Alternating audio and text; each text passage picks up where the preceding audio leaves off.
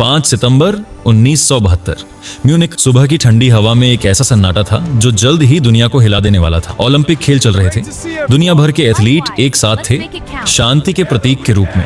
लेकिन उस सुबह ब्लैक सितंबर नाम के एक फिलिस्तीनी आतंकी संगठन के 8 सदस्य इजरायली ओलंपिक टीम की बैरक में घुस गए। उनके हाथों में थे हथियार और दिलों में था तो नफरत। 11 इजरायली खिलाड़ी और कोच बंधक बना लिए गए। जर्मन पुलिस की बचाव कोशिश बुरी तरह नाकाम रही। रात होते होते वे 11 जिंदगियों सपो जो सुबह तक खेल की तैयारी कर रही थीं, हमेशा के लिए बुझ गईं। पूरी दुनिया रो रही थी, लेकिन इजराइल चुप था।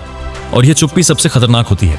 तेल अवीव में प्रधानमंत्री गोल्डा मेयर के दफ्तर में एक बैठक हुई जिसका कोई सरकारी रिकॉर्ड नहीं है। जो फैसला उस कमरे में लिया गया वो अगले कई सालों तक यूरोप की गलियों में गूंजता रहा। फैसला था, हर एक जिम्मेदार व्यक्ति को ढूंढो और खत्म करो। इस मिशन का नाम दिया गया व्राथ ऑफ गॉड, यानी ईश्वर का क्रोध। मोसाद, इजराइल की खुफिया एजेंसी जिसका नाम सुनकर दुश्मनों की नींद उड़ जाती थी, को एक ऐसा काम सौंपा गया जो किसी जासूसी फिल्म से कम नहीं था। लेकिन यह फिल्म नहीं थी, यह असलियत थी। और असलियत में मरने वाले सच में मरते हैं। मोसाद के सामने एक सूची थी उन लोगों की जिन्होंने म्यूनिख हमले की योजना बनाई थी, पैसे दिए थे, हथियार पहुंचाए थे। ये लोग यूरोप में छिपे थे, रोम में, पेरिस में, बेरूत में, साइप्रस में।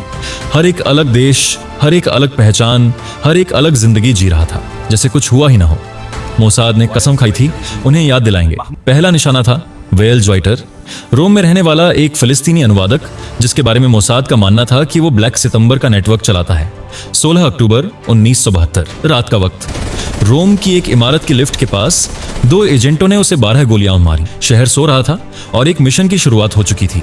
लेकिन यह मिशन इतना सरल नहीं था। मोसाद के एजेंट आम लोगों की तरह यूरोप में घूमते थे, कोई टूरिस्ट बनकर, कोई बिजनेसमैन बनकर, कोई प्रेमी जोड़े बनकर। उनके पास नकली पासपोर्ट थे, नकली नाम थे, नकली जिंदगियां थीं। असली था तो बस उनका मकसद। पेरिस में महमूद हमशारी को एक खास तरीके से मारा गया। उसके टेलीफोन में विस्फोटक लगाया गया। जब उसने फोन उठाया, एजेंट ने एक बटन दबाया और पेरिस की वो सुबह हमेशा के लिए बदल गई। हर बार, हर हत्या के बाद यूरोपीय देशों में हलचल मच जाती। फ्रांस परेशान, इटली हैरान, नॉर्वे तो बाद में गुस्से में आ गया, क्योंकि इजराइल किसी की जमीन पर बिना इजाजत अपना कानून चला रहा था। और तभी हुई वो गलती जो इस पूरे मिशन पर सवालिया निशान लगा गई। जुलाई 1973, नॉर्वे का एक छोटा सा शहर लिलेहैमर। मोसाद को खबर मिली कि यहाँ अली हसन सलामेह छिपा है, वो शख्स जिसे रेड प्रिंस कहते थे और जो म्यूनिख हमले का मुख्य योजनाकार माना जाता था। एजेंट पहुंचे, निशाना लगाया, गोलियां चलाईं। लेकिन वो आदमी अली हसन सलामेह नहीं, वो था अहमद बौचकी, एक मोरक्कन वेटर जो नॉर्वे में शांति से अपनी जिंदगी जी रहा था। एक बेगुनाह इंसान। नॉर्वे की पुलिस ने मोसाद के 6 एजेंटों को गिरफ्तार किया।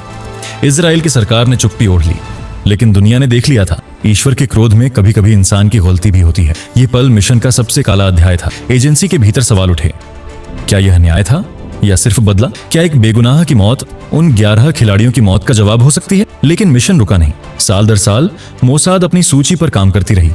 कुछ नाम कटे, कुछ बचे। अली हसन सलामेह, वो रेड प्रिंस, सालों तक बचता रहा। बेरूत की गलियों में उसकी सुरक्षा इतनी मजबूत थी कि मोसाद बार बार पास आकर लौट जाती। लेकिन 1979 में बेरूत की एक सड़क पर एक कार बम ने वो काम किया जो इतने साल से अधूरा था। सलामेह मारा गया। गोल्डा मेयर तब तक प्रधानमंत्री नहीं थी, लेकिन जिन्होंने वो बैठक की थी, जिन्होंने वो सूची बनाई थी, वो जानते थे कि एक चक्र पूरा हुआ। व्राथ ऑफ गॉड। ये मिशन आधिकारिक तौर पर कभी स्वीकार नहीं किया गया। इजराइल ने कभी नहीं कहा कि हाँ, हमने यह किया। लेकिन इतिहास के पन्नों पर, खुफिया दस्तावेजों में और उन एजेंटों की खामोश आंखों में सच लिखा है। यह मिशन सिर्फ बदले की कहानी नहीं थी, यह एक देश की उस पीड़ा की कहानी थी जो बार बार निशाना बनाई गई। यह उन माओं की कहानी थी जिनके बेटे खेलने गए थे और कभी लौटे नहीं। यह उस इजराइल की कहानी थी जो दुनिया को यह बताना चाहता था, हम भूलते नहीं। लेकिन साथ ही लिलेहैमर की वो गलती, वो एक अनजान वेटर की मौत, हमें यह भी सोचने पर मजबूर करती है कि जब न्याय और बदले के बीच की रेखा मिट जाती है तो इंसानियत कहाँ जाती है। म्यूनिख में जो आग लगी थी, उसकी लपटें यूरोप की हर उस गली में पहुंची जहां जिम्मेदार छिपे थे। इजराइल ने दुनिया को एक संदेश दिया जो आज भी गूंजता है, और वो संदेश था, जो हमारे लोगों को मारेगा वो चैन से नहीं जिएगा, चाहे वो दुनिया के किसी भी कोने में छिप जाए। म्यूनिख की वो 11 जिंदगियां आज भी हमसे पूछती हैं, क्या न्याय मिला? जवाब सरल नहीं है, लेकिन ये सवाल जिंदा है।